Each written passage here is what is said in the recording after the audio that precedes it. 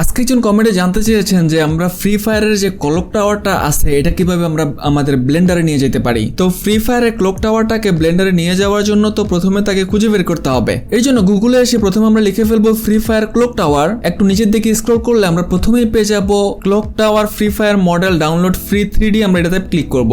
তো ক্লিক করার পরে আপনারা দেখতে পারতেছেন আমরা স্কেচফেভের এই সাইটটাতে চলে আসলাম। তো এটা ডাউনলোড করার জন্য আমরা একটু নিচের দিকে আসবো। নিচের দিকে আসলে এখানে নিচেই আমরা দেখতে পারতেছি যে ডাউনলোড 3D মডেল। আমরা এখানে প্রেস করব। প্রেস করলে আমাদেরকে লগ ইন করতে বলতেছে। আমরা এখানে গুগল থেকে লগ ইন করে দিব।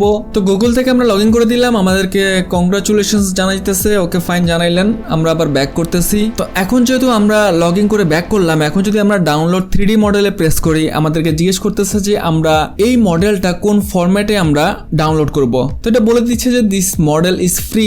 আমরা এখানে ব্লেন্ডারের অরিজিনাল ফরম্যাট এখানে হচ্ছে যেটা 40 MB। আমরা এখানে ব্লেন্ডারের এখানে আমরা ডাউনলোডে ক্লিক করব।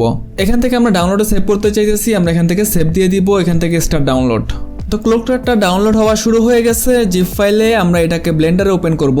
তো আমাদের ডাউনলোড হয়ে গেছে। এখন আমরা আমাদের ডাউনলোড ফোল্ডারে চলে যাই। এই যে clock tower free fire model, এটাকে আমরা রাইট ক্লিক করব। আমরা এটাকে এক্সট্রাক্ট হিয়ার এখানে এক্সট্রাক্ট করতেছি। তো এক্সট্রাক্ট করার পরে আপনারা এখানে সোর্স দেখতে পারতেছেন। সোর্সে ডাবল ক্লিক করব।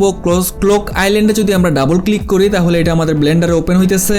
এই যে আপনারা দেখতে পারতেছেন আমাদের ব্লেন্ডারে আমাদের ক্লক টাওয়ারটা চলে আসলো ওপেন হয়ে। এই ফাইলটা আমরা সেভ করে রাখি Ctrl+S।